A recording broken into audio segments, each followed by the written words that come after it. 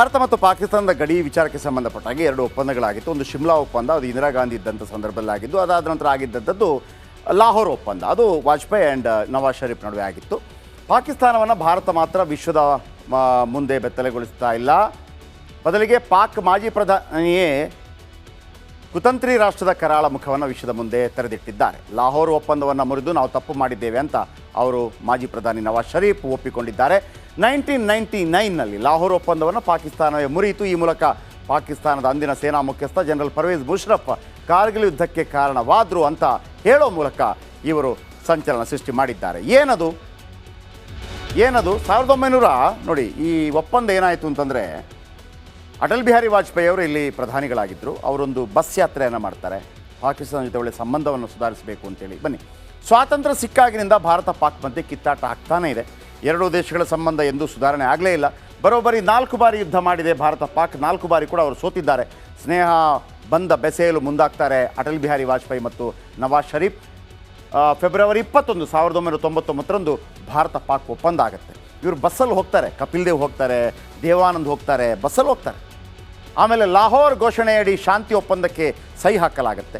ಎರಡು ದೇಶಗಳ ನಡುವೆ ಜನಸಂಪರ್ಕ ಉತ್ತೇಜಿಸಲು ಒಪ್ಪಂದ, ಅಂದರೆ ಹೋಗಿ ಬರೋದು ಮಾಡೋಣ ಆಮೇಲೆ ಸರಿಯಾಗತ್ತೆ ಅಂತೇಳಿ ಎರಡೂ ದೇಶಗಳ ವ್ಯಾಪಾರ ಬಂಧ ಹೆಚ್ಚಿಸಲು ನಿರ್ಧಾರ ಮಾಡ್ತಾರೆ.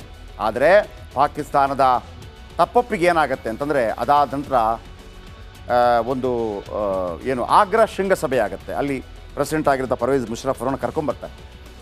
ಮಾತುಕತೆ ಎಲ್ಲ ಆಗುತ್ತೆ. ನಾವು ಆರಂಭಿಕ ದಿನಗಳು, ಜರ್ನಲಿಸಮ್ನ ಆರಂಭಿಕ ದಿನಗಳು 2001 ಸಮಥಿಂಗ್,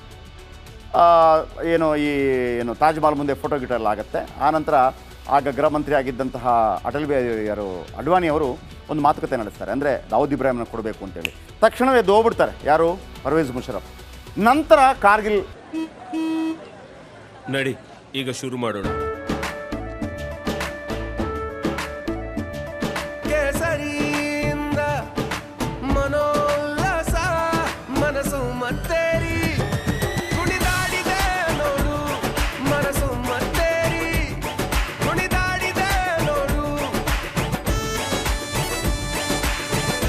ಕ್ಷಣ ಕ್ಷಣವೂ ಆಚರಿಸಿ ಕೇಸರಿ ಹಬ್ಬ. ವಿಮಲ್ ಬಾಯಲ್ಲಿ ಹೇಳಿ ಕೇಸರಿ. ಯುದ್ಧ ಆಗುತ್ತೆ. ಕಾರ್ಗಿಲ್ ಯುದ್ಧ 2 ತಿಂಗಳ ಕಾಲ ನಡೆಯುತ್ತೆ. ನಾವು ಅನೇಕ ಸೈನಿಕರನ್ನ ಕಳ್ಕೊತೇವೆ, ಆದರೆ ಗೆಲ್ತೀವಿ. ಟೈಗರ್ ಹಿಲ್ಸನ್ನು ವಾಪಸ್ ಪಡೀತೀವಿ. ಅವತ್ತು ಮಾಡಿದಂಥ ತಪ್ಪು ಅದು ನಮ್ಮ ತಪ್ಪು ಅಂತೇಳಿ ಇವತ್ತು ನವಾಜ್ ಶರೀಫ್ ಒಪ್ಕೊಂಡಿದ್ದಾರೆ. ಎನಿವೇ, ಇದು ಇವತ್ತಿನ ಕರ್ನಾಟಕ ಪ್ರೈಮ್ ಟೈಮ್. ನಾಳೆ ಇದೇ ಸಮಯಕ್ಕೆ ಮತ್ತೆ ಭೇಟಿಯಾಗೋಣ. ನಾಳೆ ಬೆಳಿಗ್ಗೆ 9 ಗಂಟೆಗೆ ಬಿಗ್ ಮಾರ್ನಿಂಗ್ನಲ್ಲಿ ನಿಮ್ಮ ಜೊತೆ ಜಾಯ್ನ್ ಆಗ್ತೀನಿ.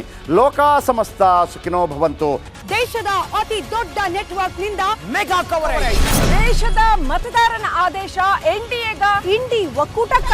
ಲೋಕ ಅಖಾಡದಲ್ಲಿ ಗೆಲ್ಲೋದ್ಯಾರು, ಸೋಲೋದ್ಯಾರು. ಕರುನಾಡಿನ 28 ಕ್ಷೇತ್ರಗಳ ನಿಖರ ಫಲಿತಾಂಶ. ಫಾಸ್ಟ್ ರಿಸಲ್ಟ್, ಪಕ್ಕಾ ರಿಸಲ್ಟ್.